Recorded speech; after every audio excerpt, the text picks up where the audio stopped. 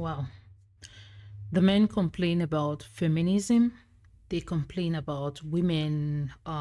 It seems as if the women have been in a group or and got to this agreement that they don't want men anymore. And this has helped to scare a lot of men away from them. Then some men said, because most of the guys can go to the DMs and talk to the girls, like chat the girls up, and when the girls give a rejection, then it's a big deal for the guys. I mean, and so many reasons, so many reasons, and some of the guys are afraid that they will be labeled as stalker, harasser, thirsty. They don't want all that. And the Me Too movement and all that. And also, I want to add here that also the red pill, the red pill community who stand for trying to hold up traditional values of relationship, dating, marriage, and all that, have in a way have a rebound effect, like very negative effect on dating, especially on young men. When you have men, for example, men who have been in the business of the adult industry, they have played with women so much so that they feel that they know women inside out, right? So they make videos, they have groups, they talk to young men about how women are like materialistic, women love money, a woman, like, you have to be really careful with a woman. You have to have like a vetting list in order to, before you can be in a relationship with a woman, you need to choose right, you have to be a high value man, all these things. These are things that, I mean, it should be, for me, in my opinion, it should be for grown men. I mean, young men should be left alone to go out there in the wild and have their personal experiences with women. Yes, the cautioning is good, but men should be left to be men, because with all this red pill caution, it has led to a point where it has made the young men to be scared of women. And it's so devastating, because we are in a time when women now have more rights and women are more and more in competition for resources with men. So most of the guys who are championing the cause of the red pill are guys who were born in like the 80s and 70s. They have lived the most part of their life. I mean, when they were young, they had everything, they could do anything. So they had their experiences, and their time is different from this time. So you cannot use your experience to advise men of this time, age and time, because the time we live in is a totally different time. Dating, social media has changed the whole dating landscape.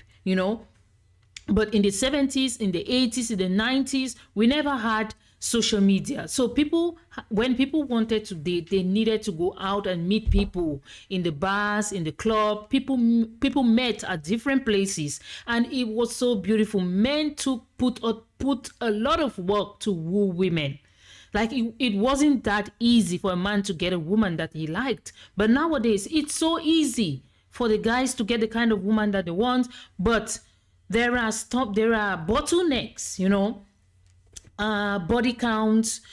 She loves just your money. She doesn't love you. You need to have a vetting list.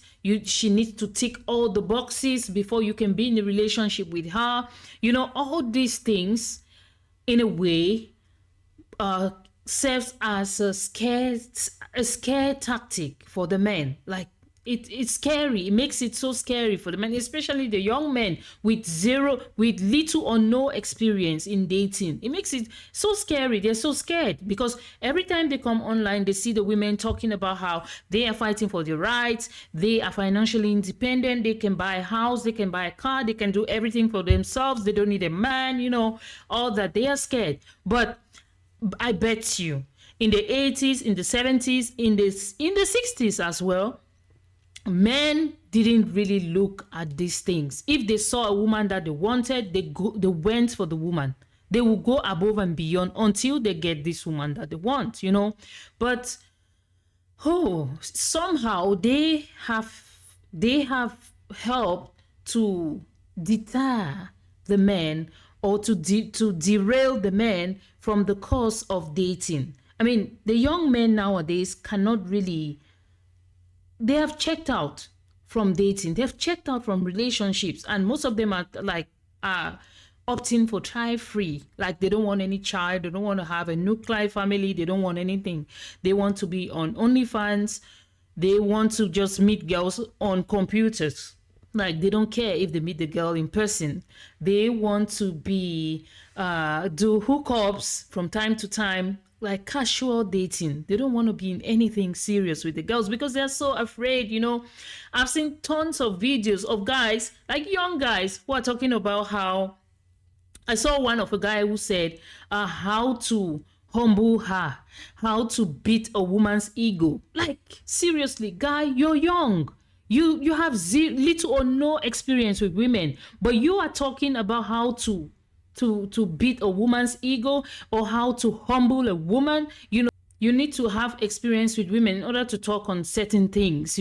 I'm really shocked. Like, I'm flabbergasted when I see young men in their 20s, or like 20s it's okay, but young men like 18, 19, 20, they're talking about how, oh, then she's after me for my money. How much do you have? How much do you have? Like, all these things.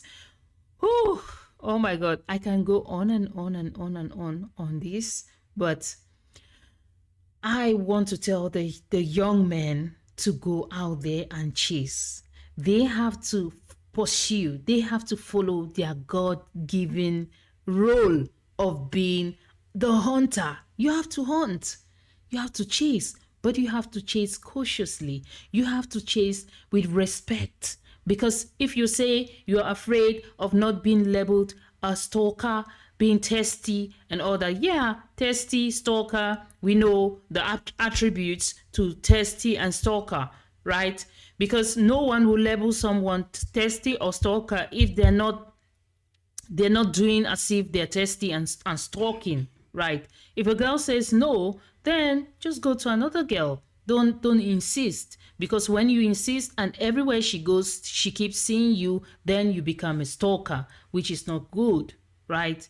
It's not good. So if women are talking about men being stalkers, men being aggressive, men being thirsty, yes, there's some guys out there who are actually thirsty and stalkers.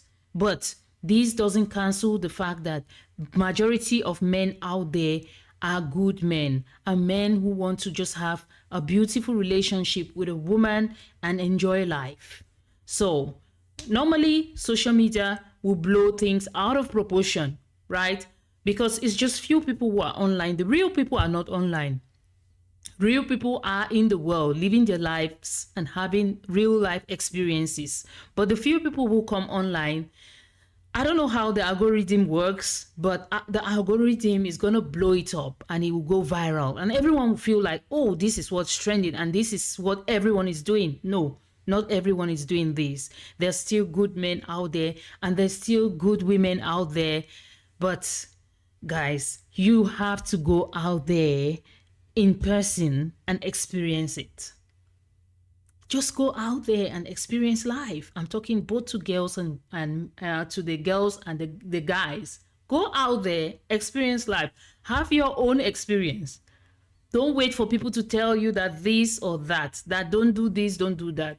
Guy, even when you get the rules in a paper, right? People, it's a normal human tendency that people always try to break the rules. When you try to break the rules, that's when you get the real experience. And you get the experience and you learn from it. Life is so easy. Don't make life difficult. It's so easy. It's so easy. But we make it so difficult. Why?